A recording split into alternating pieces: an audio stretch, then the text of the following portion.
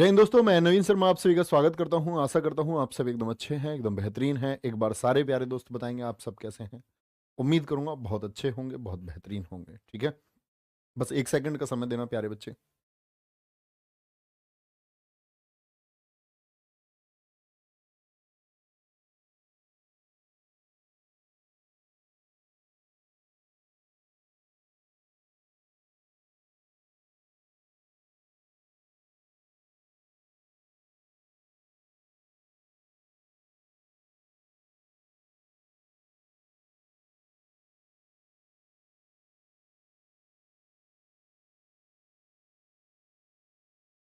हम्म?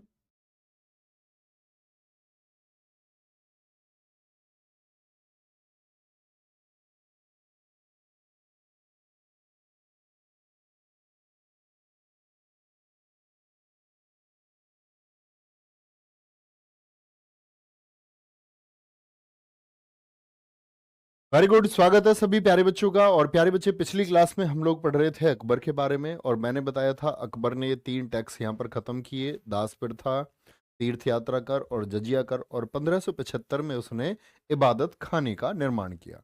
इबादत खाने के निर्माण के लिए मैंने आपको बताया कि इसने इबादत खाना क्यों बनवाया था, क्योंकि यहाँ पर ये करता था धार्मिक चर्चा। क्या करता था?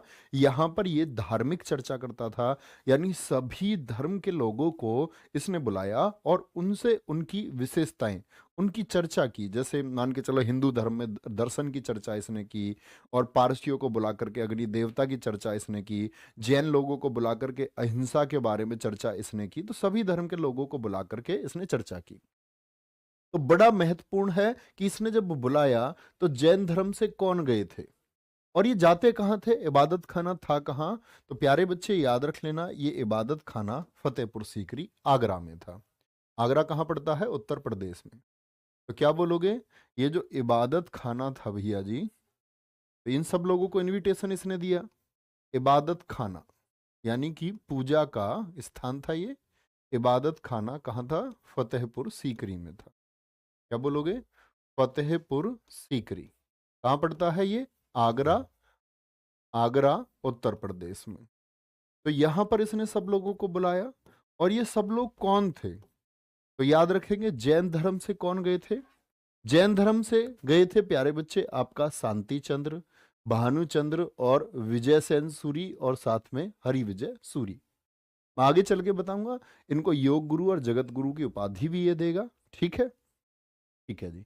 ईसाई धर्म से कौन गया था? मॉन्सरेट, या फिर उसको हम मोनासरेट कहते हैं। ठीक है, क्या बोलोगे? मॉन्सरेट ईसाई धर्म से गया, इसने चर्चा की अकबर ने इससे। हिंदुओं की तरफ से कौन गया था? पुरुषोत्तम दास गए थे। तो ये बड़ी इंपॉर्टेंट प्रश्न है कि इबादत खाने में हिंदुओं की तरफ से कौन गया। ठीक है, बहुत बढ़िया सूरज कुमार, वेरी गुड, बहुत शानदार। ठीक है, आगे लगेंगे। 1579 में मजहर की घोषणा इसने कर दी।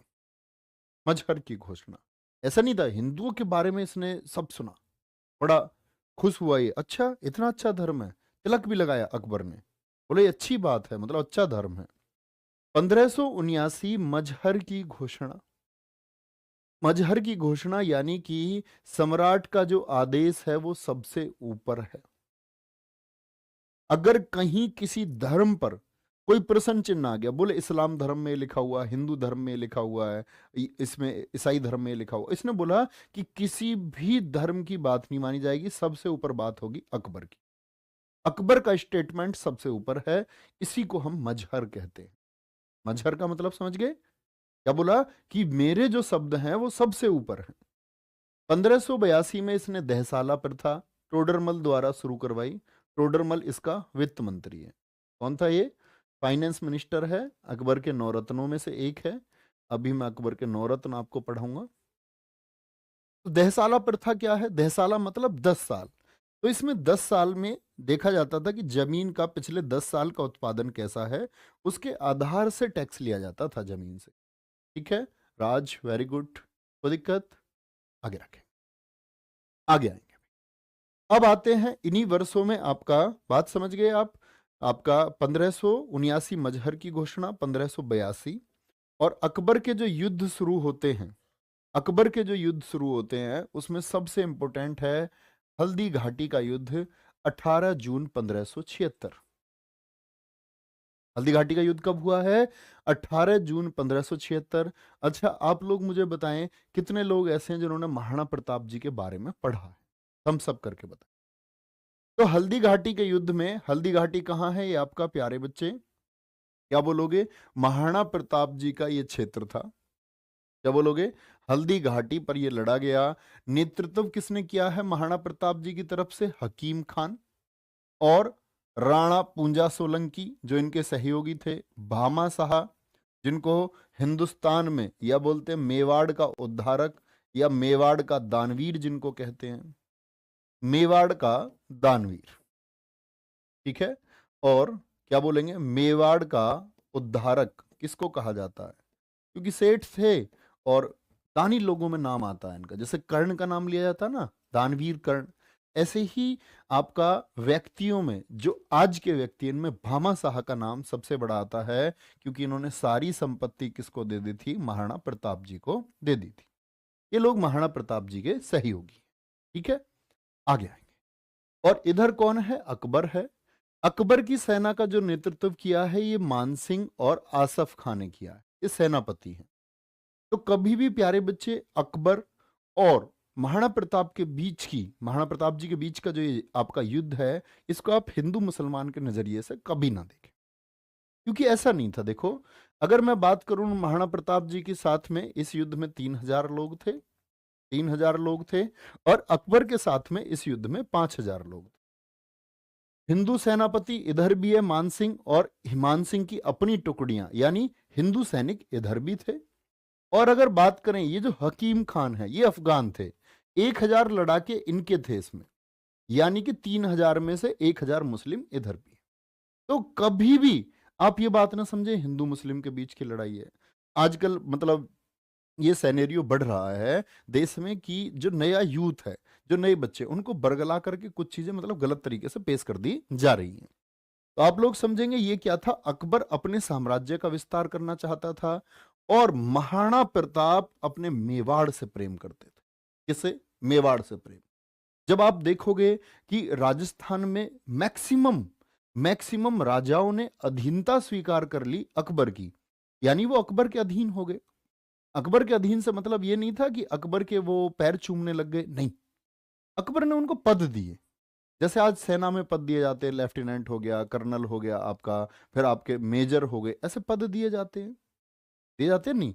लेफ्टिनेंट हो गया आपका, फिर बोलोगे आप भैया, फिर कैप्टन बना दिए जाते हैं, फिर आपका मेजर बना दिए जाते हैं। ऐसे ये पद देते थे। अपने खुद से जोड़ने के लिए अकबर ने बहुत अच्छा नीति बनाया कि वो लोगों को और बहुत सारे साम्राज्य को जीत पाए, अपने में मिला पाए। कुछ को उसने संधि ट्रीटी से मिलाया, कुछ को उसने युद्ध से। देखेंगे ध्यान से, देखेंगे ध्यान से देखेंगे। एक बच्चा कह रहा है कि अकबर इतना महान था कि चित्तौड़गढ़ के किलों में 1000 हिंदू सैनिकों का कत्लेआम कर दिया। देखो, युद्ध में प्यारे बच्चे, मैं आपको बताऊं, युद्ध में अगर आप सिर्फ कत्लेआम कहेंगे कि कत्लेआम के आधार पर आप किसी राजा को बुरा बताएंगे, तो कत्लेआम हर शासक ने किया, ठीक है। तो कभी भी कत्लेआम के आधार पर आप किसी शासक को बुरा नहीं कह सकते। हाँ, उसकी जो विचारधारा है, उसकी जो नीति है, उसको लेकर के आप बुरा कह सकते हैं, ठीक है। अकबर को महान क्यों कहते हैं? बहुत सी जगह अकबर को महान पढ़ा गया क्योंकि उसने कुछ ऐसी नीतियां लगाई जो हिंदुओं के फेवर में थी। लेकिन क्या उसने हिंदुओं पर अत्याचार नहीं किए? उसने बहुत अत्याचार हिंदुओं पर किए, देखेंगे ध्यान। इतनी बात समझ गए? तो ये वो युद्ध है जिसमें हल्दी घाटी में सामना हुआ, क्योंकि मेवाड़ जंगलों से घिरा हुआ था। मेवाड़ में जंगल बहुत थे, तो किसी भी राजा के लिए मेवाड़ पर सीधे अटैक करना मुश्किल था। इसीलिए हल्दी घाटी के मैदान को साफ कराया महाराणा प्रताप ने, और वहां ये युद्ध लड़े। कहते हैं कि भाई इसमें महाराणा प्रताप जी जो है इस युद्ध को क्या है, असफल रहे इस युद्ध को जीतने में, और वो वहां से क्या कर गए? बैकअप कर गए, ठीक है। क्या कर गए? वहां से उनको बैकअप करना पड़ा जब उनकी सेना, ये लोग हार गए। इसके बाद में कहते हैं महाराणा प्रताप जी ने फिर भी अधीनता स्वीकार नहीं की, क्योंकि महाराणा प्रताप जी के पास में 3 प्रपोजल भेजे अकबर ने। 3 प्रपोजल भेजे, आपका पहले डिनाई कर दिया, दूसरा डिनाई कर दिया, तीसरा प्रपोजल लेकर के गया था टोडरमल। इंपोर्टेंट बात है, कौन? टोडरमल तीसरा पत्र लेकर के गया, और यहां पेशकश रखी, जैसे कुछ इतिहासकार कहते हैं कि 5000 का मनसब बनाने की पेशकश रखी महाराणा प्रताप जी को।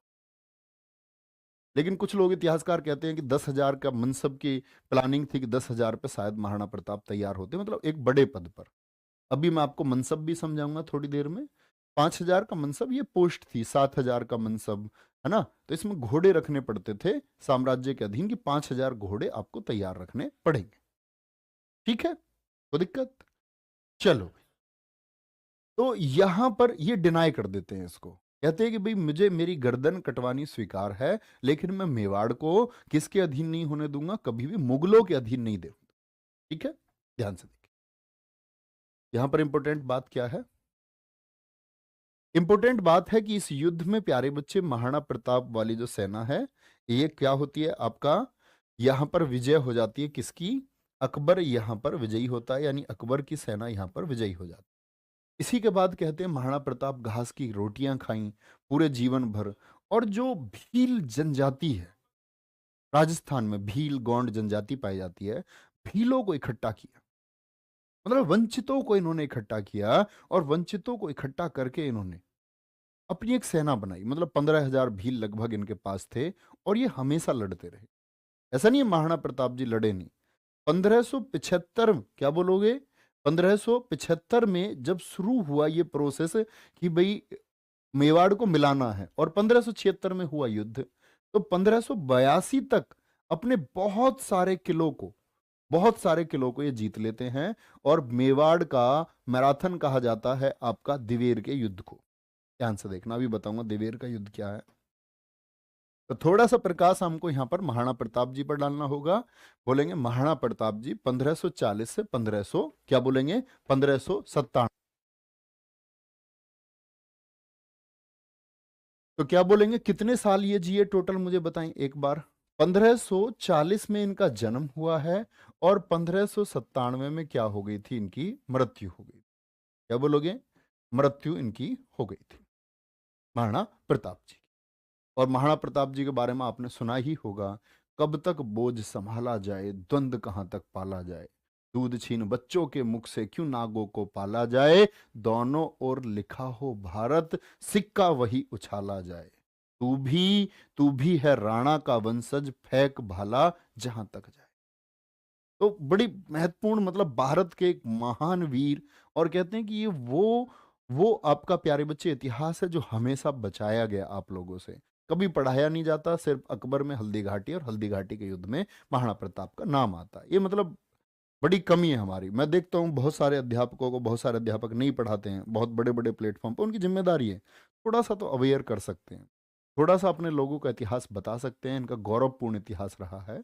एक व्यक्ति जिसने अधीनता स्वीकार नहीं की इतने बड़े साम्राज्य की, तो उनके बारे में बताना चाहिए। ठीक है, इनकी माता का नाम जयंतीबाई था, इनके पिता का नाम उदय सिंह था। ठीक है, राणा सांगा एवं उनकी पत्नी कर्णावती के पुत्र हैं उदय सिंह।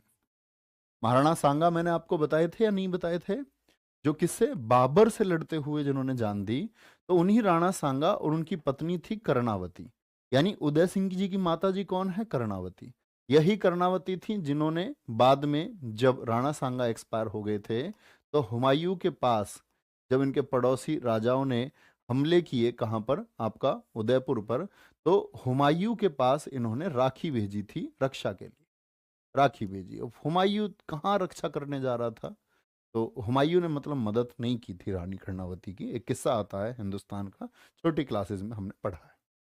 ठीक है, कौन से वंश से थे, सिसोदिया वंश से थे। कौन से वंश से, सिसोदिया वंश से ये थे।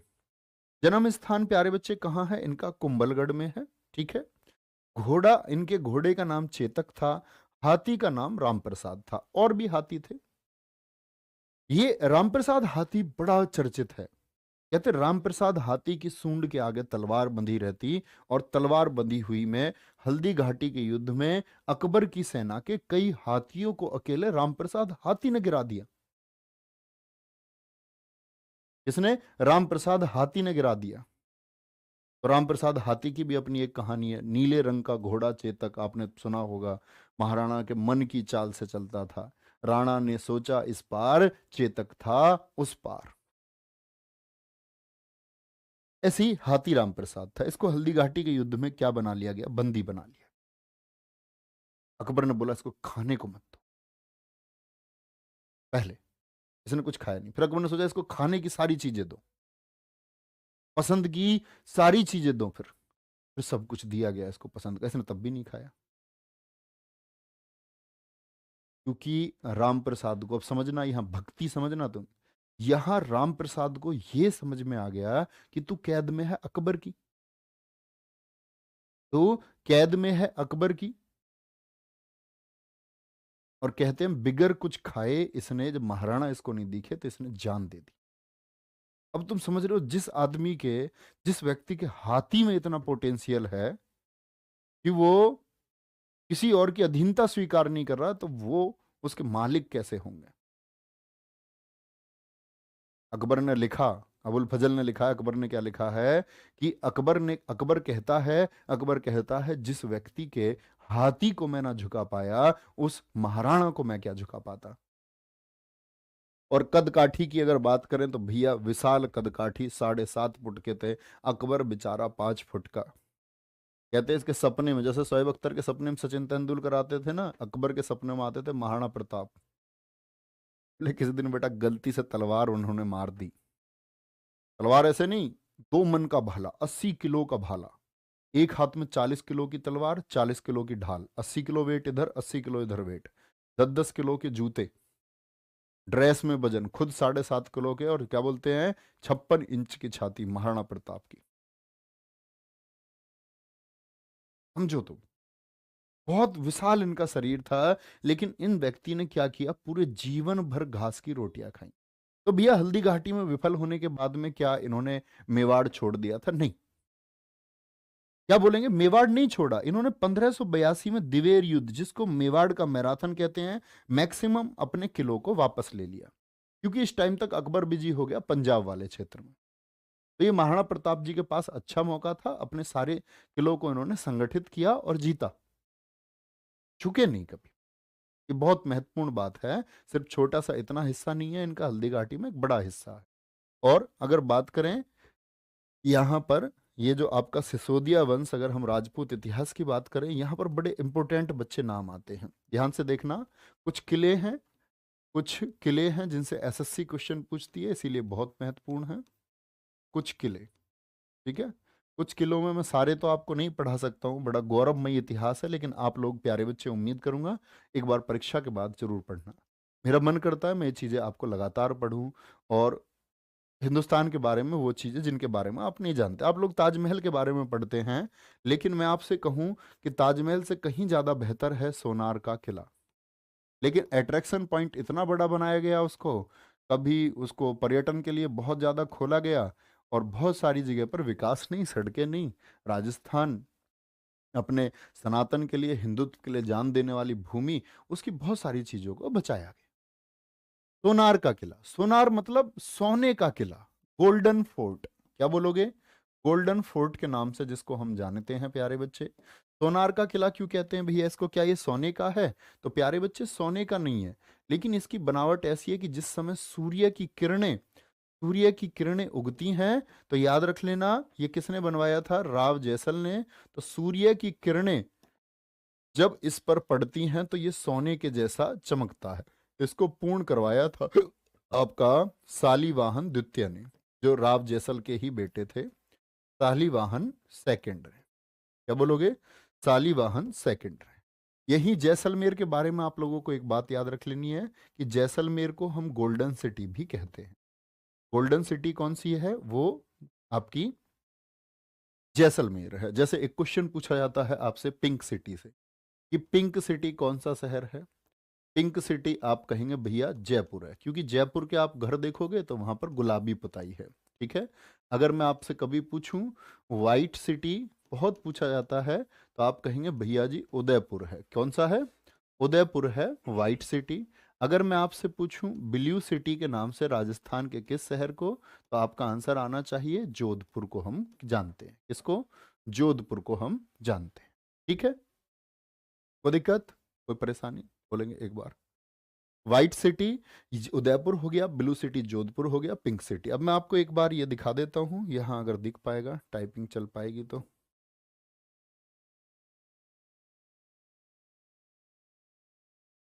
ये क्यों नहीं हट रहा है भाई? हम्म।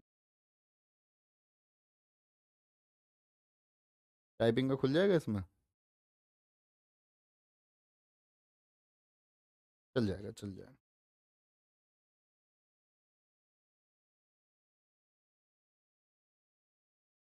या गोल्डन फोर्ट डालते हैं एक बार, तब दिखे।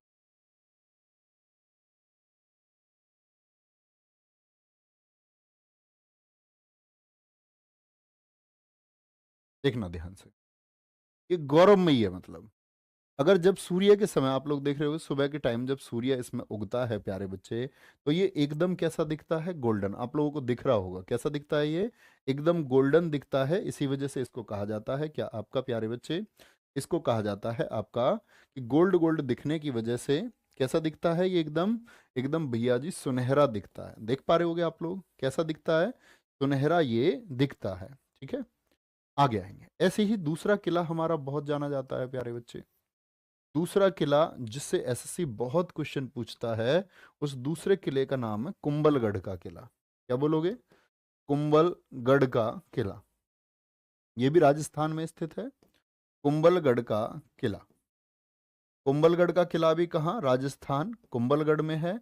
और किसने बनवाया था? महाराणा कुंभा ने। क्या बोलोगे? महाराणा कुंभा, जो वंशज रहे हैं महाराणा प्रताप के, महाराणा कुंभा ने बनवाया है। और याद रख लेना, ये आपका दुनिया की दूसरी बड़ी दीवार है। दुनिया की, अच्छा पहली बड़ी कौन सी है? तो चीन की है, ग्रेट वॉल ऑफ चाइना। दुनिया की दूसरी बड़ी दीवार, दुनिया की दूसरी बड़ी दीवार। आप जानते हैं इस बात के बारे में? नहीं जानते होंगे बहुत सारे बच्चे, राजस्थान के बच्चे बेशक जानते होंगे। तो दुनिया की दूसरी बड़ी दीवार है ये। कितनी लंबाई है इसकी? 36 किलोमीटर। क्या आपको पता है हिंदुस्तान में एक ऐसा भी किला है जिसकी दीवारें 36 किलोमीटर तक फैली हुई हैं?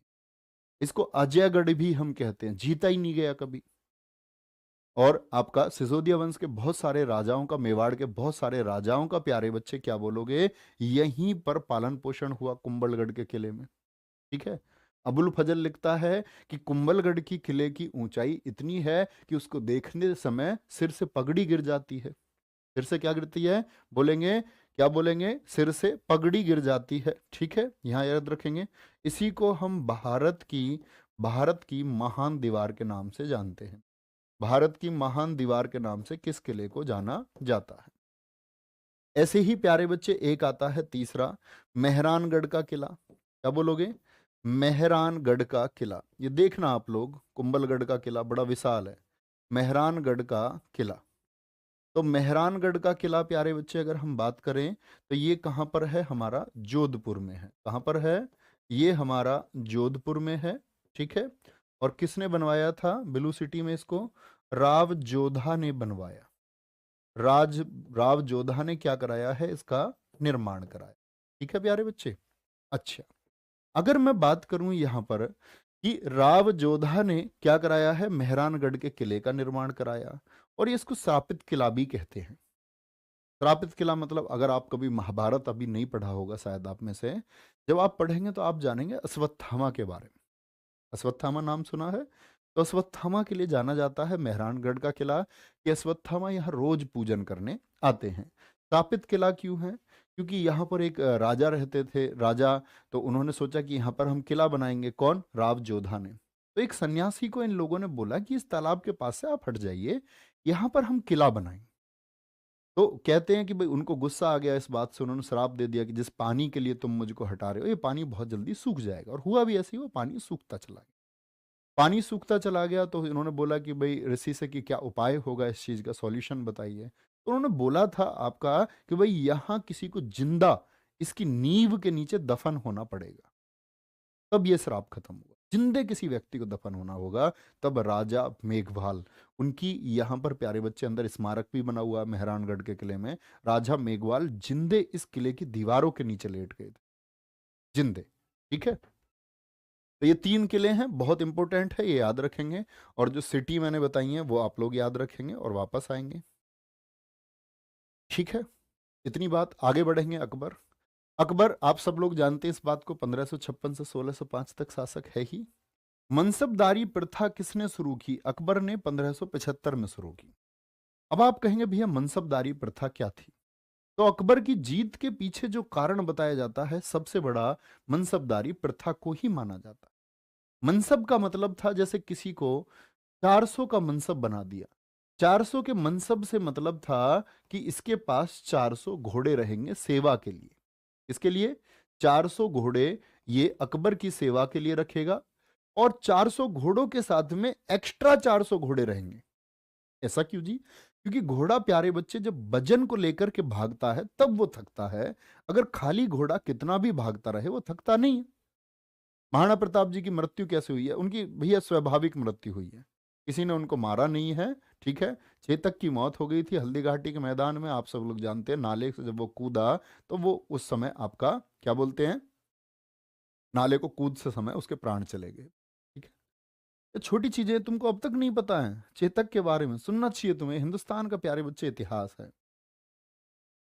400 का मनसब बनाने से मतलब है 400 घोड़े, और एक्स्ट्रा कितने घोड़े? एक्स्ट्रा भी 400 घोड़े, एक्स्ट्रा 400 घोड़े, और ताकि ये साथ चलते थे। थोड़ी देर इसके पे सवार हो गए तो चल दिए अपना 20 30 50 किलोमीटर, फिर दूसरे घोड़े पे आ गए तो दूसरे घोड़े को रेस्ट मिल गया। ठीक है, चलो।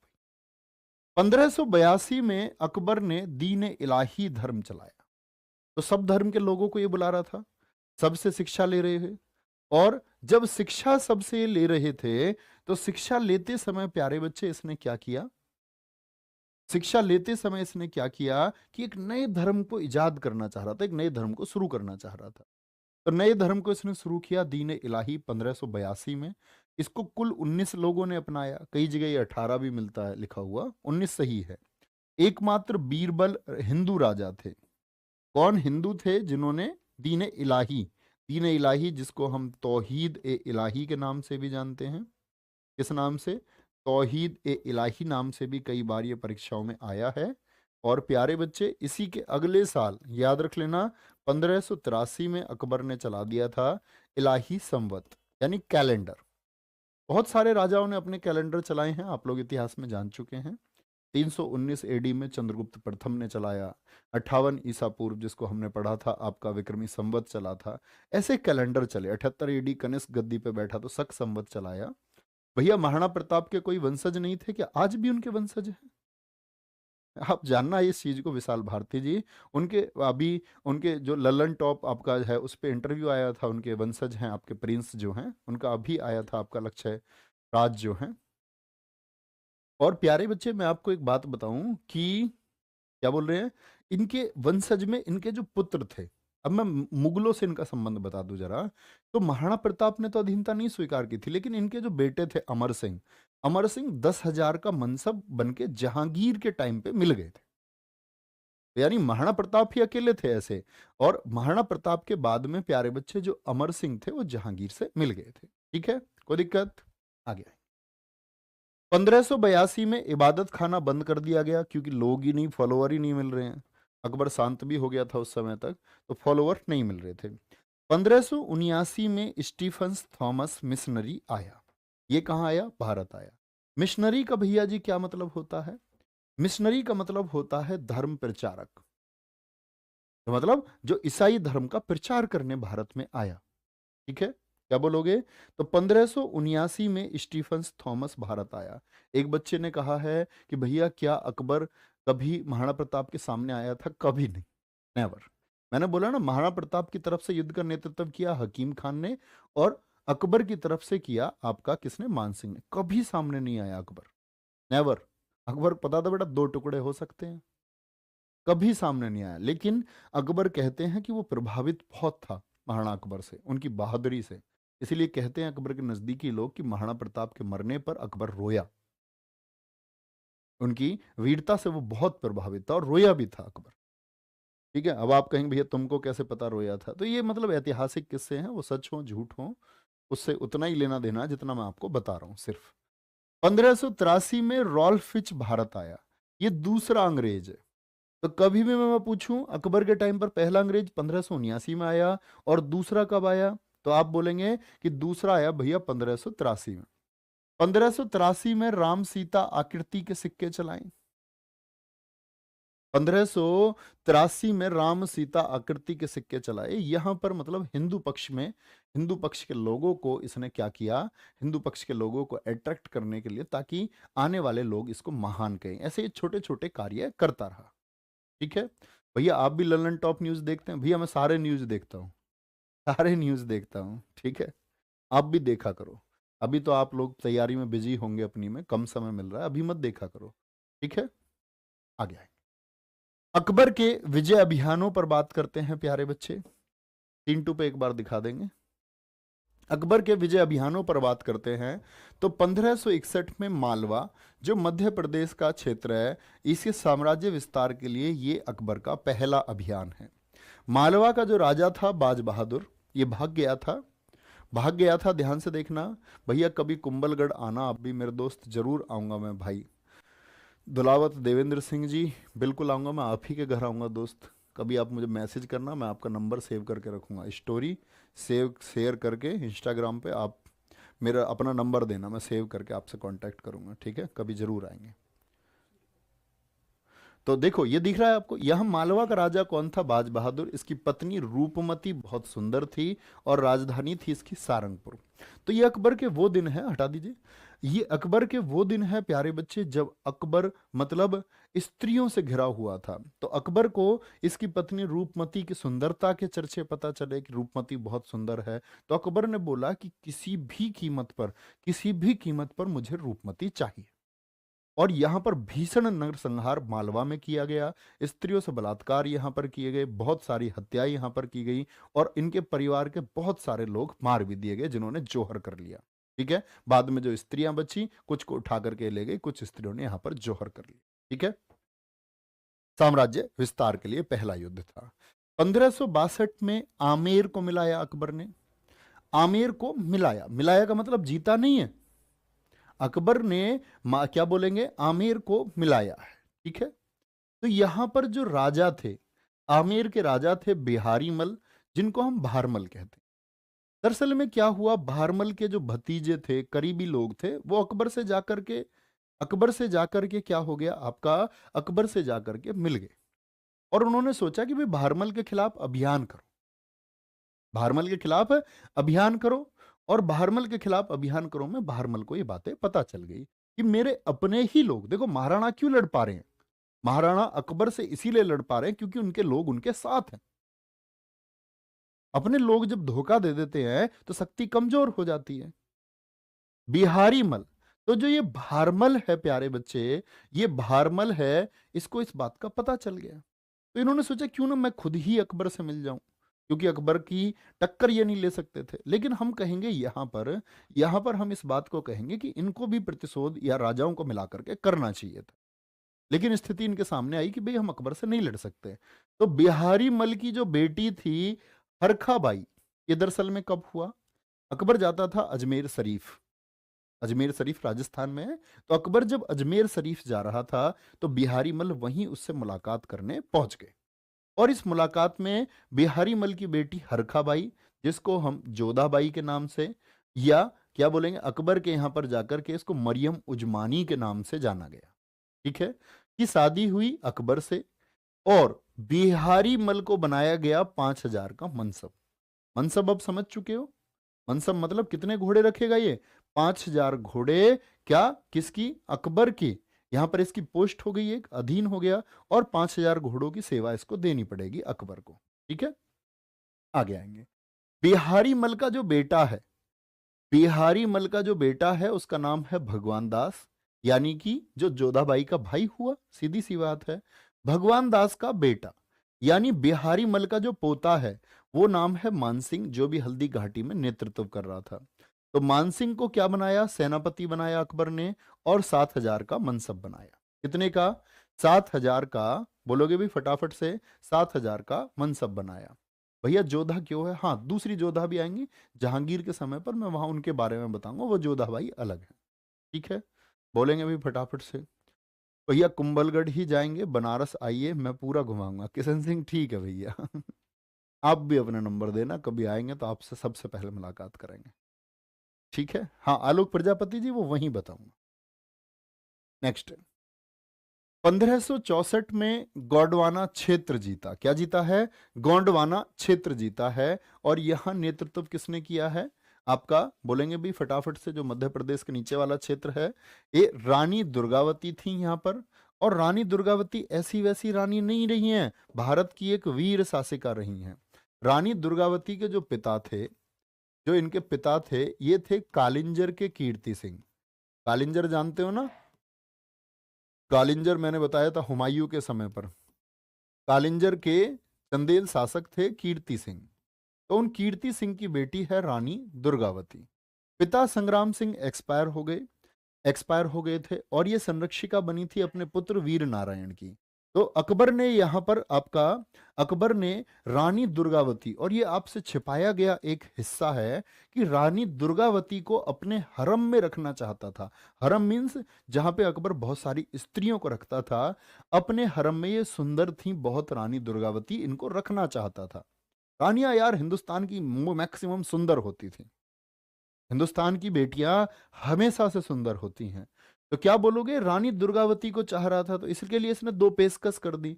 एक तो बोला क्या, इनके वजीर थे रानी दुर्गावती के, वजीर का नाम था आधार सिंह। बोला आधार सिंह को पेश करो। और इनका एक सफेद हाथी था, सरमत, बड़ा प्रसिद्ध हाथी है भारत का। रानी दुर्गावती के पास कहते हैं सबसे समझदार और सबसे सुंदर हाथी वो। सोचो व्हाइट एलिफेंट कितना अच्छा लगता हो, थाईलैंड में मिलते हैं ना सफेद हाथी। तो रानी दुर्गावती के पास में उस समय सफेद हाथी था, सरमत। अकबर ने बोला इन दोनों को मुझे चाहिए, मुझे ये दोनों चाहिए।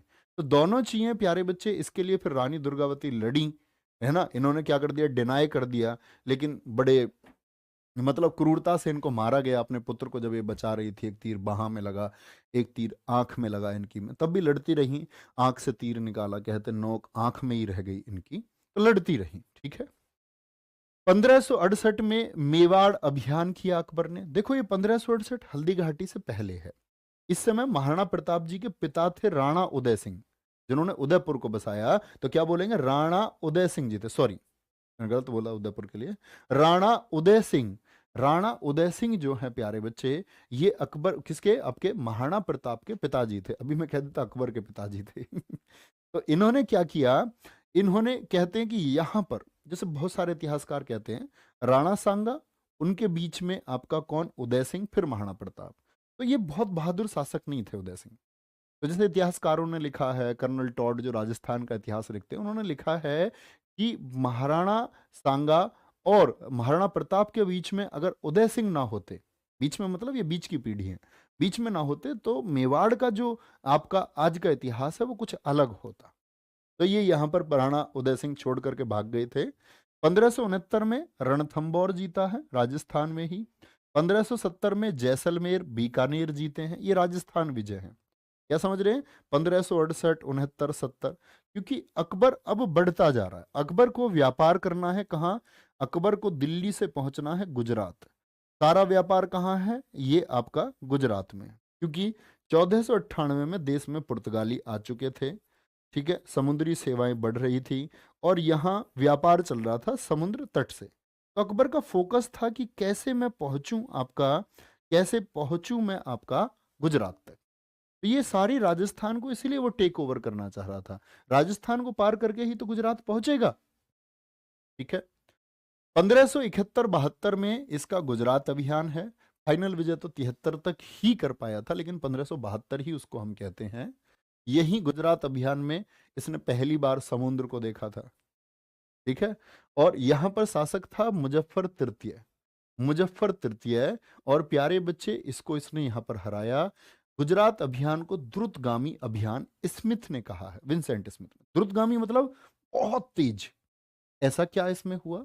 दरअसल में शुरुआत में जब इन्होंने भेजा अपने सेनापति को, तो सेनापति ने कंट्रोल तो कर लिया यहां, लेकिन जैसे ही ये सेनापति थोड़े दिन बाद ही पराजित हुआ, तो सेनाएं आ गई वापस आगरा की तरफ। अकबर भी आ गया, अकबर खुद गया था पहले। तो फिर बोलते हैं आपका कि वापस आगरा आया ही, क्योंकि यहां पे घोषणा मिली कि आगरा पे कोई कब्जा करना चाह रहा है। आगरा पे अफगान जो है वो इकट्ठे होकर के निजाम लोग ये कब्जा करना चाह रहे हैं। तो भाग के यहां पहुंचा। इतने में स्थिति वापस गुजरात में बिगड़ गई, तो वापस यहां पहुंचा फिर। भाग के एकदम से। तो इसको द्रुतगामी अभियान बोलते हैं कि कुछ ही दिनों में यानी 11 दिन में आना और जाना हो गया। तब बहुत बड़ी बात थी। कभी सोच रहे होगा आप 11 दिन, तब ये 11 दिन में कम ही इनको आप कहेंगे। खाना खाते हुए बाजीराव, हिंदुस्तान के इतिहास का अगर मैं बोलूं, इसने रेल बना दी, जिसके बारे में प्यारे बच्चे मुगलों ने पढ़ा तो चक्कर खा गए। बोले कि कुछ उसके बारे में लिखो, बाजीराव के बारे में। तो उन्होंने लिखा कि जी मैं बाजीराव को ऐसे देख पा रहा हूं कि हाथ में बालियां मलता हुआ एक व्यक्ति, अपने सैनिकों के शिविर में रहता हुआ एक व्यक्ति, जैसे उसके सैनिक रहते हैं ऐसा ही वो रहता है। तो जब आपका प्यारे बच्चे उनको उत्तर प्रदेश से चिट्ठी गई ना बाजीराव को, तो वो 10 दिन में पहुंचे थे। खाना खाते हुए चिट्ठी मिली, टुकड़ा बाहर रखा, घोड़े पे सवार हुए और 10 दिन लगातार। क्या बोलोगे? तब उनको उत्तर प्रदेश से चिट्ठी आएगी। उत्तर प्रदेश से चिट्ठी कौन लिखेंगे? राजा छत्रसाल। ये मैं आपको बताऊंगा। इस अभियान के बाद में, गुजरात अभियान के बाद में 1575 में फतेहपुर सीकरी की स्थापना किसने की थी? ये आपका क्या बोलोगे? फतेहपुर सीकरी की स्थापना की थी आपका किसने? तो फतेहपुर सीकरी मतलब नहीं था, ये इसको थोड़ा सा मॉडिफाइड कर देते, नाम रखते थे। जगह तो पहले से होती थी, जगह पहले से होती थी, कभी भी कोई भी जगह रहेगी वो पहले से रहेगी। ये सिर्फ उसका मॉडिफिकेशन कर देते थे, नाम रखते थे। ठीक है। 1581 में इसने क्या जीता है? काबुल जीता है।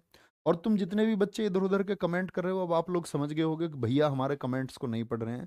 तो मैं इधर उधर के कोई कमेंट्स कभी नहीं पढ़ूंगा, अपनी इच्छा से एक दो कमेंट। और ये बच्चा देखता रहता है, यहाँ बहुत होशियार बच्चा है, काम का कमेंट रहेगा ये खुद दिखा देगा।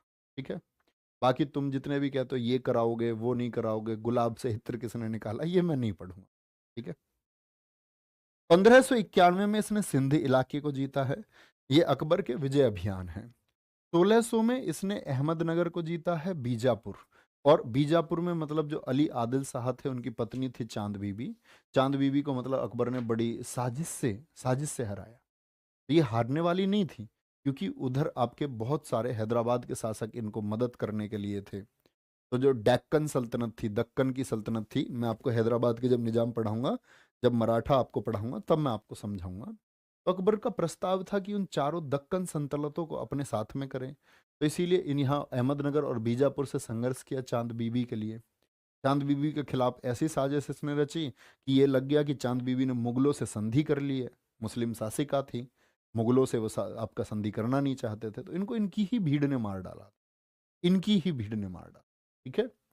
1601 में असीरगढ़ का अभियान किया, बड़ा इंपॉर्टेंट है। यहाँ पे शासक थे मीरन बहादुर। क्या बोलोगे? शासक कौन है यहाँ पर? मीरन बहादुर हैं। मीरन बहादुर ये शासक थे यहाँ पर। तो ये अकबर का अंतिम अभियान है। क्या बोलोगे? अकबर का ये अंतिम अभियान था असीरगढ़ के किले पर। अकबर के समय पर जो प्रांतों की संख्या थी प्यारे बच्चे आपका 15। क्या बोलेंगे? 15 इसके सूबे थे। जैसे आज 28 राज्य हैं भारत में, तो इसने अपने सारे एडमिनिस्ट्रेशन को, सारे शासन को 15 में बांट रखा था। जिसमें दक्षिण के इसके कितने थे प्रांत? थे 3 थे। और उत्तर में 12 प्रांत इसके थे। कितने प्रांत थे प्यारे बच्चे? बोलेंगे फटाफट से, बोलेंगे भाई फटाफट से, कोई दिक्कत? आगे आएंगे। अकबर के समय प्रांत और जो सूबे थे वो 15 थे। गुरुजी कल आपने स्टैटिक जीके में प्यारे बच्चे, अगर मैं हिंदुस्तान के उत्सवों की बात करूं तो पूरे हिंदुस्तान में लगभग 5000 उत्सव मनाए जाते हैं। और मैं 5000 उत्सव आपको नहीं पढ़ा सकता, मैं आपको महत्वपूर्ण चीजें पढ़ा सकता हूँ। आप बोलोगे भैया एक वो उत्सव आपने नहीं पढ़ा है, तो मैं उसे आपकी मूर्खता कहूंगा सिर्फ, और कुछ नहीं। ठीक है, कोई दिक्कत? ऊपर दिखाओ भाई कमेंट। तो इस बच्चे का ध्यान है। प्रयागराज महाकुंभ मेले 2024 में आप सभी अध्यापक गण का हार्दिक स्वागत है। ठीक है बेटा, नौते देते रहो, पढ़ना मत बस। अब तुम इनविटेशन देने पे लग जाओ। अब तुम्हारे पास जैसे गांव में नहीं होता वो नौते लगाने के लिए, खाना खाने आ जाओ, 12 बज गए हैं। ठीक है। अकबर की स्थापत्य कला। हुमायूं का मकबरा दिल्ली की मरम्मत 1570 में इसने करवाई। हुमायूं के मकबरे मैंने तभी बताया था, वो बना तो 1562 में था, लेकिन 1570 में इसने मरम्मत कराई है। ठीक है। फतेहपुर सीकरी की स्थापना।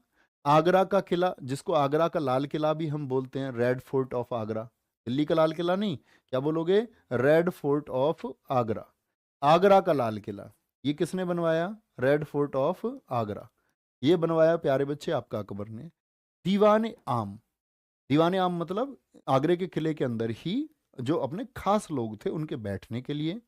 और प्यारे बच्चे दीवाने खास, यानी कि जिसमें ये क्या बोलेंगे, आम मतलब आम लोगों के लिए, खास मतलब अपने स्पेशल पर्सन के लिए जो इसके खास लोग थे। गुरुजी घास की रोटी कैसे होती है? बेटा जंगल में क्या मिलता है खाने को? है, आपने देखा नहीं है डिस्कवरी पे अफ्रीका के बहुत सारे लोग मिट्टी खा रहे हैं, क्योंकि मिट्टी में वही है जो आपका शरीर में होता है। तो कैल्शियम, मैग्नीशियम, ये सब मिट्टी में पाया जाता है आपका। तो अफ्रीका में इतनी गरीबी है, बहुत जगह है कि खाने के लिए कुछ नहीं है। तो आप जिंदगी में रिसर्च करिए अपनी में। अफ्रीका में बहुत सारे लोग, सिर्फ बच्चे वहां पर मिट्टी खा के गुजारा कर रहे हैं। मिट्टी मिट्टी को पका रहे हैं, मिट्टी को खा रहे हैं, मिट्टी को नितार रहे हैं, अशुद्धियां साफ करके सिर्फ मिट्टी खा रहे हैं। उन बेचारों के पास है नहीं। ऐसी ही आपकी परेशानियां महाराणा प्रताप जी के सामने थी। तो क्या खाते जंगल में? तो घास की रोटियां पकाई। ठीक है। 1602 का 1602 का बुलंद दरवाजा बनवाया। क्या बोलोगे? 1602 में बुलंद दरवाजा बनवाया। ठीक है, आपका ये बताएंगे बाद में आपको। 1583 इलाहाबाद का किला किसने बनवाया? इसको आज भी इंडियन आर्मी इस्तेमाल करती है। इलाहाबाद किला ये अकबर ने बनवाया। ठीक है। और पंचमहल किसने बनवाया है आपका? ये भी आपका प्यारे बच्चे किसने? अकबर ने बनवाया है। कोई दिक्कत? ठीक है। सर जी महाराजा सूरजमल के बारे में बताओ कुछ। बताएंगे बेटा जब मराठे में, जब तीसरा पानीपत का युद्ध बताऊंगा ना, तब बताऊंगा महाराजा सूरजमल के बारे में। महान शासक हैं, बड़ी मदद की, वो तभी बताएंगे 1761 का जब आएगा। ठीक है।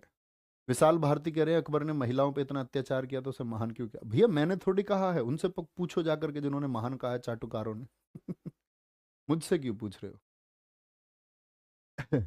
उन लोगों से पूछो ना तुम जाकर के। तुम ही तो फॉलो करते हो, तुम क्यों पढ़ते हो? जहां महान लिखा हुआ अकबर को काट दो वहां से, महान उसके आगे से। क्यों पढ़ते हो तुम महान? सारे कैरेक्टर आप सिर्फ नाम से क्यों नहीं पढ़ते? आप लोग सीख के लिए कैसे महान? आप तक अकबर के कोई कार्य पहुंच रहे हैं क्या? नहीं। आप कर सकते हैं। ठीक है। अकबर का मकबरा ये अकबर ने खुद ही बनवाया। कहाँ? सिकंदरा, आगरा में है। अकबर की मृत्यु 1605 में हुई अतिसार की वजह से। मतलब अकबर को डायरिया हो गया, पेचिस कह सकते हो, दस्त कह सकते हो। कोई दिक्कत है इतनी बात में? अब एक इंपॉर्टेंट टॉपिक आता है आपका, ध्यान से लिखना। इंपॉर्टेंट टॉपिक आता है अकबर के दरबार के नौ रत्न। ठीक है। नौ रत्नों में आप सारे बच्चे जानते होंगे, सबसे बड़ा नाम तो बीरबल का आता है। बीरबल, जिसकी प्यारे बच्चे अगर हम बात करें, बीरबल जो एक क्या था? हिंदू ब्राह्मण था। महेशदास बड़ा बुद्धिमान व्यक्ति था। इसकी मृत्यु आपका यूसुफ जई जाति का विद्रोह दबाते समय, ठीक है, कश्मीर में यूसुफ जई जाति का विद्रोह दबाते समय इसकी मृत्यु हो गई। 1585, 1585 टू 1586। ठीक है। अबुल फजल ने अकबरनामा पुस्तक लिखी। अबुल फजल ने क्या बोलेंगे? अकबरनामा पुस्तक लिखी। तो दिक्कत? अब आप कहेंगे बीरबल भैया इसके दरबार में बड़ा रोचक किस्सा है, मैं हर बैच में बच्चों को सुनाता हूं ये कहानी। कि ये जो बीरबल था ना, ये आप सुनो, आप जिंदगी में कहीं पर छोटे पद पे हैं तो आप समझना, आप अपनी इंटेलिजेंस से ही आगे बढ़ सकते हो। ऐसा बीरबल बढ़ा। बीरबल लगाता था बाहर पान, दरबार के बाहर। एक दिन क्या हुआ, एक व्यक्ति भाग के आया बीरबल की दुकान पर। उसने बोला आधी किलो चूना दे दो। अकबर ने मंगाया है, मतलब सम्राट ने मंगाया, जापरहा ने मंगाया है। उसने बोला यार आधी किलो चूना। तो बीरबल को समझते देने लगी कोई गड़बड़ हो गई है। तो बोले तुमने क्या बादशाह के लिए पान लगाया था? बोले हाँ मैंने लगाया था। बोले बेटा तुमने पान में चूना ज्यादा लगा दिया है और बादशाह की कट गई है जीभ, और इसीलिए आधी किलो चूना मंगा रहे हैं, तुमको खिलाएंगे जाके। उसने बोला सच में? चूना बड़ा खतरनाक होता है, मतलब आधी किलो का मतलब सब कुछ ही खत्म है, डैमेज हो जाएगा, हाथ, गले, फेफड़े सब खराब। उसने बोला भैया बीरबल, महेशदास मैं कैसे बचूं? तो उसने कहा कि घी ले जाओ, इतना ही घी, जैसे ही वो तुमको ये चूना खिलाएं तो तुम घी पी जाना। उसने ऐसे ही किया। जाते ही वो गया अकबर के सामने, नौकर, उसने बोला ये लो आधे किलो चूना, बोला खा जाओ। उसको खिला दिया अकबर ने। अब उसने चुपचाप जाकर के घी पी लिया। अकबर ने सोचा मर गया होगा। अकबर ने देखा अगले दिन, "वो तू यहाँ कैसे? तुझको मर जाना चाहिए था।" उसने बोला जी बच गया। बोलो बचा कैसे? बोला घी पी लिया। ये कहाँ से आई बुद्धि? बोला बाहर जो पान लगाता है उसने बताई। अकबर की यहाँ एंट्री हो गई उसी। ठीक है, क्या बोलेंगे, अकबर के यहाँ उसी दिन एंट्री हो गई। तो दिक्कत, अबुल फजल अकबरनामा पुस्तक लिखी और इस अकबरनामा का ही तीसरा भाग है प्यारे बच्चे आईने अकबरी। क्या बोलोगे, आईने अकबरी इसी का तीसरा भाग है। एक फैजी था जो चिकित्सक भी था और टीचर भी था, ये अकबर का एक टीचर भी था, समझ रहे हो। और अबुल फजल को तो आप कह सकते हैं अकबर का सचिव या प्रधानमंत्री, प्राइम मिनिस्टर भी आप इसको कह सकते हैं। अकबर के समय पर अकबर का सचिव या प्राइम मिनिस्टर कौन था, तो ये ही था। ठीक है, हाँ 1585-86 होता है भाई गोलू सिंह, 1585 इसके लिए आपको एक वर्ष मिलेगा, पक्का प्रमाण नहीं मिलता, 1585 से 86 ऐसे लिखा मिलता।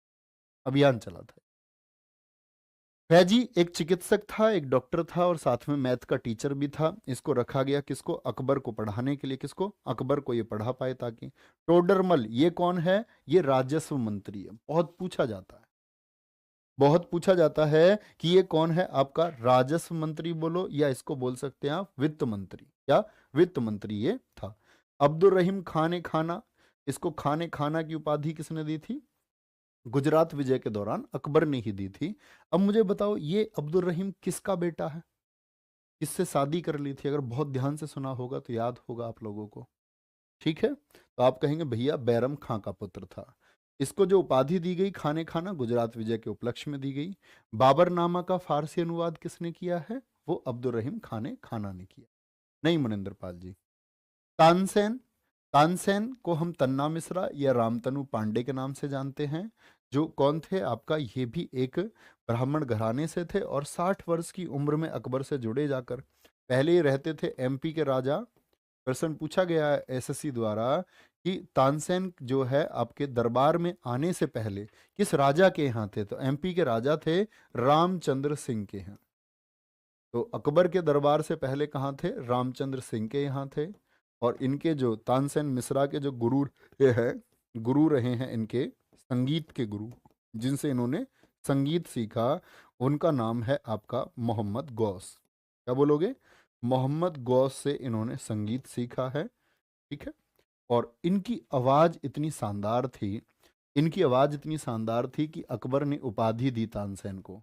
अकबर ने एक टाइटल दिया, क्या बोलोगे, अकबर ने एक उपाधि दी और उस उपाधि का नाम था प्यारे बच्चे कंठाभरण वाणी विलास। क्या बोलोगे, कंठ माने गला, आभरण मतलब आभूषण, कंठाभरण वाणी विलास, ये उपाधि अकबर ने किसको दी, ये उपाधि दी उन्होंने किसको, आपका तानसेन। ठीक है, अकबर के बेटे नहीं थे क्या, बेटा बताया है, ध्यान से क्लास को पढ़ो पिछली को। अकबर के 3 बेटे मैंने आपको बताए, मुराद बताया, दानियाल बताया, सलीम बताया, है ना। Prashant Yadav ji thank you, too much thank you. तो तानसेन की समाधि कहाँ पर है, ये ग्वालियर एमपी में है और ये दरबारी कवि थे। क्या बोलोगे, दरबारी कवि थे आपका तानसेन, बहुत शानदार इनका सुर है। मियाँ की मल्हार इन्होंने ही लिखा है तानसेन ने, मियाँ की मल्हार। ठीक है, मानसिंह जो सेनापति बनाए इन्होंने। ठीक है, मुल्ला दो प्याजा, मुल्ला दो प्याजा ये मान लो अकबर के कौन थे, होम मिनिस्टर थे, मतलब नजदीकी लोगों में से सलाह ये देते थे। और फकीर अजीउद्दीन का काम था धर्म मुद्दों पर चर्चा करना। जब धार्मिक कोई बात अटक जाती थी ना, धर्म का कोई मुद्दा अटक जाता था, तो तब बोलते थे आपका प्यारे बच्चे क्या, धर्म मुद्दा, तो तब याद किया जाता था फकीर अजीउद्दीन को। गुरुजी मुल्ला दो प्याजा को तोताए हिंद भी बोलते हैं, हाँ बेटा लिख ले, अभी तुम्हें यही पता नहीं है तोताए हिंद कौन बताया था मैंने। नवीश पाल जी बहुत बढ़िया, बहुत शुभकामनाएं। ठीक है, तो यहाँ तक की आपकी क्लास है ये। और आगे प्यारे बच्चे हम लोग पढ़ रहे होंगे किसके बारे में, ओ सॉरी छोटी सी चीजें बच गई हैं अभी लास्ट, ये छोटी सी चीजें और बच गई हैं। महाभारत और रामायण का फारसी में अनुवाद किसके समय पर हुआ है आपका, ये बदायूनी ने किया है रजमनामा नाम से। ये भी अकबर के कहने पर हुआ, रजमनामा नाम से, किसके कहने पर, अकबर के कहने पर। ठीक है, अकबर ने जगत गुरु की उपाधि किसको दी थी, तो मैंने कहा था ना जो जैन लोग आए थे इनको क्या दी थी, जगत गुरु की उपाधि दी थी। योग गुरु की उपाधि इसने जिनभद्र सूरी जो जैन थे इनको दी थी। सूर्य नमस्कार, ये पारसी धर्म से एक व्यक्ति अकबर के पास गए थे दस्तूर जी राणा, तो सूर्य नमस्कार, सूर्य नमस्कार जानते हो, हमारे योग शास्त्र ने सिखाया है जिसमें 12 चरण होते हैं। तुम में से कई बच्चे जानते होंगे सूर्य नमस्कार करना, उम्मीद करूंगा। ठीक है, तो क्या बोलोगे? सूर्य नमस्कार जिसमें 12 चरण होते हैं, ये दस्तूरजी राणा ने पारसी, और कहते हैं हर व्यक्ति को सूर्य नमस्कार करना चाहिए। अगर समय आपके पास है जरूर निकालो इसके, ये करना शुरू करो, चाहे लड़के हों या लड़की हो। अच्छा, इनके जो समकालीन कवि थे, अकबर के समकालीन कवि रहे हैं तुलसीदास। तुलसीदास के गुरु नरहरिदास रहे हैं। और अकबर अब्दुल नबी की चप्पलें अपने सिर पर उठाता था, बहुत पूजता था इनको। ठीक है, धार्मिक गुरु मानता था अपना। जैसे सिराजी को तो इसने माना है अपना आध्यात्मिक गुरु, उनसे इसने पुस्तकें सीखी। ठीक है, और अब्दुल नबी की चप्पलें ये सिर पे उठाता। ये छोटी छोटी सी बातें हैं जो कई बार परीक्षाओं में पूछी गई। उम्मीद करूंगा आप सब लोगों को क्लास बहुत अच्छे से समझ में आती होगी। और प्यारे बच्चे, आप लोग आगे बढ़ते रहें, बस ऐसे ही तैयारी करते रहें, क्योंकि बहुत सारा समय हमारे पास नहीं है। अगर हम अपना कहीं भी समय खराब करते हैं तैयारी के अलावा, आप शादी में जाते हो कहीं भी, घंटे 2 घंटे 4 घंटे, आप अगर देखो किसी अध्यापक की छुट्टी हो सकती है, तो उस दिन तो वो आपको टाइम मिल गया कि आप पिछली चीज़ों को रिवाइज कर लें या कुछ भी कर लें। लेकिन प्यारे बच्चे, आपकी छुट्टी नहीं होनी चाहिए, आपको बहुत मेहनत करनी है। ठीक है, क्योंकि ये मेहनत तुमको मंझाएगी। और इतने कम फॉर्म भरे गए, और बहुत सारे बच्चे तो ऐसे ही फॉर्म डाल देते हैं, इतनी वैकेंसी है, तो बहुत अच्छा मौका है। इस मौके को अपने हाथ से ना जाने दें। बहुत अच्छे से पढ़ते रहें। बाय बाय, टेक केयर, जय Hind, love you all, thank you.